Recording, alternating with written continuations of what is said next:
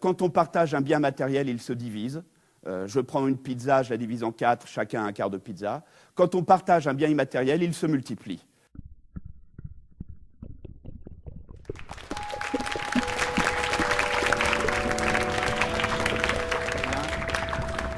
Bonjour, merci de votre accueil.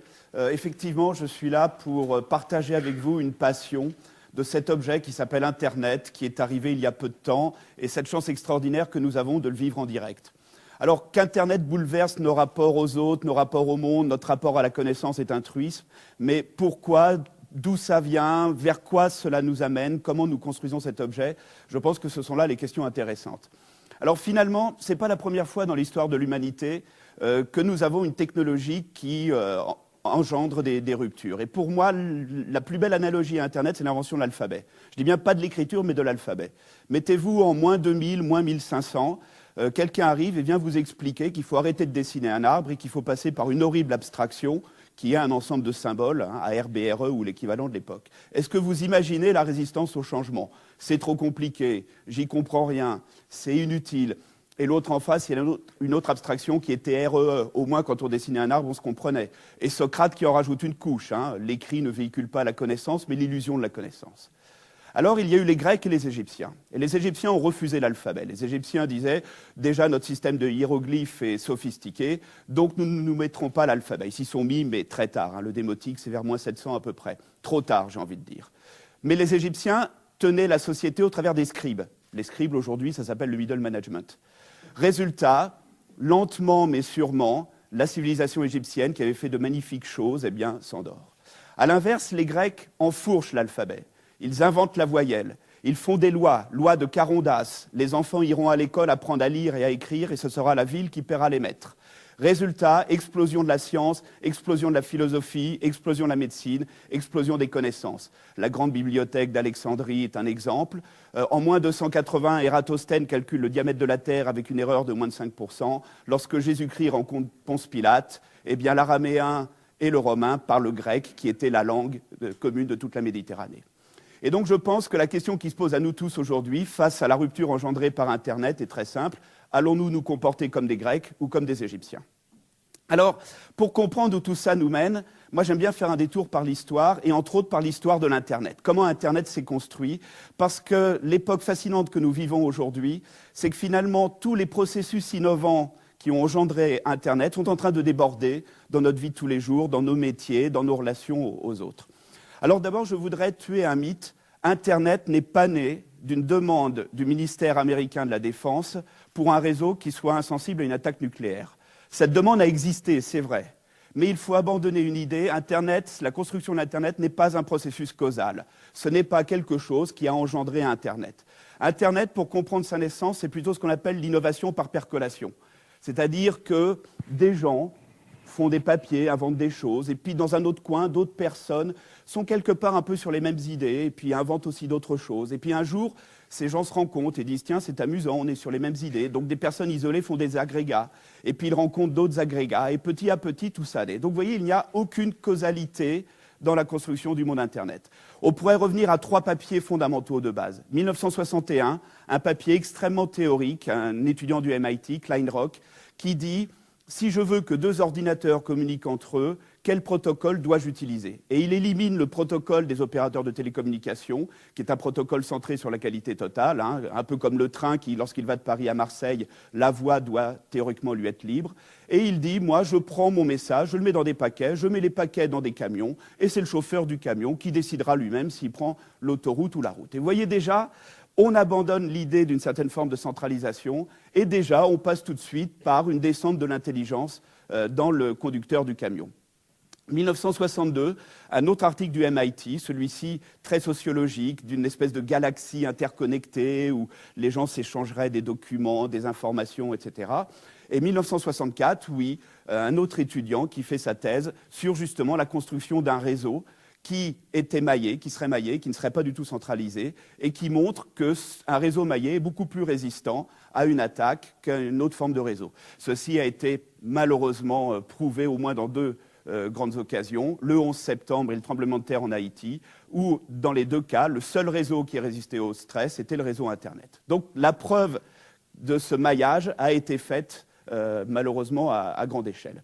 Et puis se passent des articles théoriques, et ce n'est qu'en 1969 que 4 ordinateurs sont interconnectés. C'était très amusant, entre l'université de l'Utah et la Californie.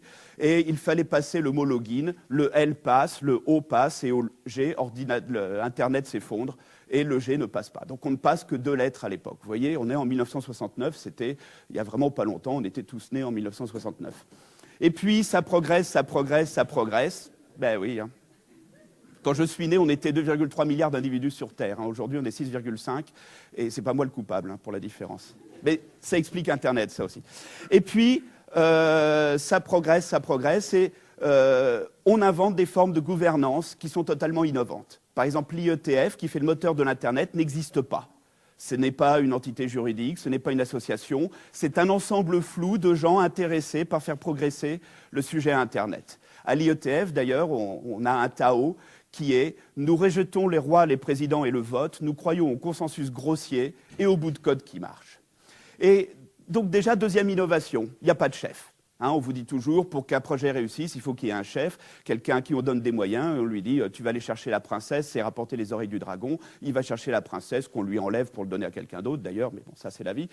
Internet, il n'y a pas de chef. Internet, il faut comprendre que c'est des conglomérats de passionnés en réseau qui finalement font ça, je ne veux pas dire pour la beauté du geste, mais par passion. Il ne faut pas s'étonner si aujourd'hui, il y a des gens qui écrivent dans Wikipédia entre 10h du soir et 2h du matin.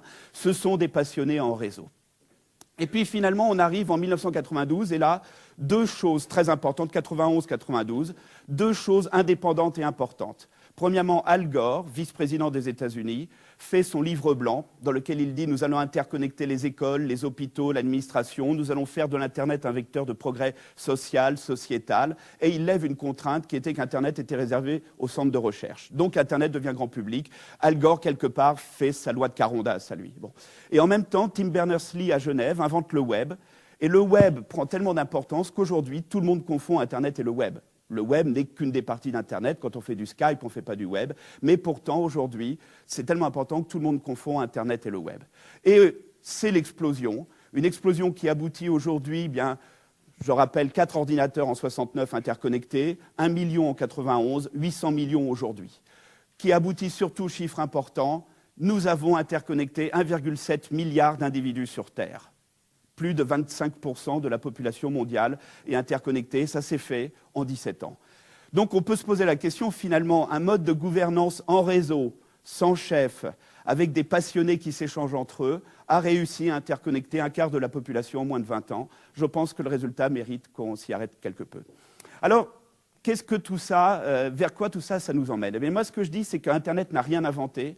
En revanche, Internet a permis à des formes sociales qui préexistaient de se développer. Je vous suggère 3 thèmes. Premier thème, la valeur est dans le réseau aujourd'hui. La valeur est dans les relations horizontales. Elles l'ont toujours été. On a toujours préféré partager un film avec des amis, puisque ce n'est pas tellement voir le film qui est intéressant, c'est de le partager. En revanche, aujourd'hui, c'est l'explosion. Et je voudrais l'illustrer au travers d'un objet que j'aime beaucoup, qui est le forum de discussion. Vous savez, le forum où tout le monde peut arriver, poser une question et les gens répondent. Ce sont des lieux qui sont fascinants. Et en 1994, entre autres, Intel sort son Pentium, il y avait un bug. Bon, une chance sur 1 million de tomber dedans. Sauf qu'un ingénieur s'en rend compte, un tableur Excel qui donnait un faux résultat, il envoie un email à Intel et Intel lui répond « Monsieur, nous sommes ISO 9001 ». Bon, on n'a pas envie de te répondre, quoi. Donc l'ingénieur va sur un forum de discussion et bien évidemment, dans la minute, dans l'heure, dans la journée qui a suivi, les gens confirment il y a bien un problème et Intel a été obligé de plier. Pourquoi c'est fondamental ? Il y a 3 niveaux de connaissance quand on fait de l'informatique théorique. Premier niveau, la connaissance individuelle, je sais. Quelqu'un sait, un ingénieur savait qu'il y avait un problème. Le deuxième niveau, c'est la connaissance collective. Tout le monde sait. Et ça, c'est la grande force des médias, la presse, la radio, la télévision, de monter du niveau 1 au niveau 2. En revanche, si Intel avait eu 10 000 clients qui savaient, Intel aurait fait 10 000 emails. Intel avait autre chose, Intel avait 10 000 clients qui savaient que les autres clients savaient qu'il y avait un problème. C'est ce qu'on appelle la connaissance globale, le 3e niveau. Tout le monde sait que les autres savent. Et c'est là où Internet est un objet foncièrement différent de la presse, de la radio et de la télévision, c'est que justement, Internet favorise les relations horizontales et favorise justement cet extraordinaire échange en pair à pair, un peer-to-peer, comme on dit en anglais, peer-to-peer que l'industrie du disque a tellement sabordé qu'un de mes étudiants écrivait ça P-I-R-E, T-O, P-I-R-E. Il faut quand même le faire. Bon. Je vous signale au passage, quand même, parmi mes chouchous, qu'il existe un forum de discussion des enseignants du primaire où 86 000 enseignants s'échangent des trucs et des astuces et des manières de travailler, des best practices, comme on dit en anglais, et ont déjà échangé plus de 4 millions de messages. Qu'un organisme aussi centralisé et hiérarchique que l'Éducation nationale n'ait même pas été capable d'inventer lui-même cette forme en réseau et que les professeurs, eux, l'aient inventée de leur côté, est quelque chose qui, à mon avis, est très illustratif. Deuxième domaine, dans le domaine économique. Eh bien, Internet favorise des formes économiques qui sont extrêmement nouvelles. L'économie de l'immatériel, par exemple. Hein. Pour vous la faire très simple, quand on partage un bien matériel, il se divise. Je prends une pizza, je la divise en 4, chacun un quart de pizza. Quand on partage un bien immatériel, il se multiplie. Je prends un fichier MP3 que j'envoie à 10 amis, qui eux-mêmes l'envoient à 10 amis. Et ce n'est pas du tout la même économie qui gère l'économie matérielle et l'économie immatérielle. Encore une fois, ça existait depuis longtemps. Je ne peux pas m'empêcher de vous raconter un de mes contes préférés, qui, je pense, vient de Sadruddin Hadj, donc un conte du Moyen-Âge, du XIe siècle turc. C'est le mendiant et le restaurateur. Le mendiant arrive près d'un restaurant et ça sent bon, mais il n'a pas d'argent, donc il ne peut pas rentrer. Le restaurateur est furieux, commence à vouloir jeter le mendiant et lui demande de payer. L'affaire va devant le juge. Le mendiant dit « Monsieur le juge, je n'ai pas mangé, donc je n'ai pas à payer ». Le restaurateur dit « Il n'a pas mangé, mais il a humé. Or, l'odeur, comme la saveur, est le résultat de mon expertise, donc il doit payer. » Et moi, je trouve que c'est extraordinaire au Moyen-Âge qu'on se pose déjà la question, finalement, d'une économie tangible basée sur un produit matériel qui est la nourriture et d'une économie intangible basée sur le résultat d'une expertise. Bon, la chute, vous la connaissez peut-être, elle est magnifique. Le juge écoute les parties, se tourne vers le mendiant, lui dit « As-tu une pièce de monnaie ?» Le mendiant dit « J'ai perdu ». Il dit « J'en ai une, donne-la-moi », dit le juge. Il prend la pièce de monnaie, il se tourne vers le restaurateur, fait teinter la pièce, ding, ding, ding, tu as entendu, tu es payé. Et rend la pièce de monnaie au mendiant. Et quelque part, je me dis, il a fait l'équivalent d'un fichier MP3, ou il a fait l'équivalent, il a mis de la valeur dans un son. Et donc Internet, aujourd'hui, favorise ces nouvelles formes qui sont extrêmement innovantes. Moi, on me disait à l'école, un prix, c'est un coût plus une marge. Aujourd'hui, Internet, le prix, c'est la valeur d'usage qui fait le prix. Je vous annonce qu'il existe une entreprise américaine qui donne son cœur de métier et qui ne se rémunère qu'à la marge, hein, sur des produits annexes. Si je vous dis que cette entreprise fait 21 milliards de dollars de chiffre d'affaires et 6 milliards de dollars de marge, vous aurez compris qu'il s'agit de Google. Si demain Google fait payer son cœur de métier, Google disparaît. Donc vous voyez, on est dans des modèles économiques qui sont très innovants. Et troisième forme qui est très intéressante, ce que j'appelle le co-design. Le client, le citoyen, le consommateur ne veut plus consommer bêtement les produits et les services et veut de plus en plus faire partie de la conception de ces produits et de ces services. Ça a toujours existé, mais il suffit maintenant de se promener sur Internet et de voir tout un tas de formes, tout un tas de sites extraordinaires. Je vous conseille un de mes chouchous qui est Freebeer, un site où des communautés venant du Danemark ont dit « Nous n'avons pas la bière que nous aimons ». On fait des recettes de bière publiées sous licence Creative Commons et on trouvait des brasseurs au Japon, en Angleterre, aux États-Unis, en Corée, qui ont accepté de brasser la bière qui a été créée par la communauté. Donc finalement, on voit bien quelque chose qui arrive. Hein. C'est qu'avant, il y avait un monde simple, entre guillemets. Il y avait Dieu, le prof, l'expert et le président. Et on était là tous à écouter. Et finalement, on parlait entre nous, mais très peu. Aujourd'hui, ça s'est extraordinairement renversé. Vous avez là une feuille que j'aime beaucoup qui vous montre, pendant les 15 minutes où je vous ai parlé, tout ce qui s'est passé en horizontal entre les internautes. Alors, ça, c'est un impact énorme. Je vais vous citer le monde de l'entreprise. Aujourd'hui, quel est le problème de l'entreprise ? Le problème d'une entreprise, c'est que les clients sont en réseau, les clients innovent, et que les frontières de l'entreprise sont devenues poreuses. Au travers du système d'information, le moins de clients rentrent dans l'entreprise, et à l'inverse, le moins de salariés de l'entreprise rentre chez lui le soir, est 10 fois mieux outillé, surfe sur Internet comme il veut, et voit son entreprise de l'extérieur. Et des fois, ça ne colle pas avec ce qu'il en voit de l'intérieur. Et finalement, un modèle où les clients sont en réseau, les frontières de l'entreprise sont poreuses, et où l'entreprise reste sous une forme verticale, ce n'est pas un modèle soutenable. Et ce qui se passe dans le monde de l'entreprise est vrai aussi dans le monde de la politique et est vrai dans tout un tas d'autres modèles.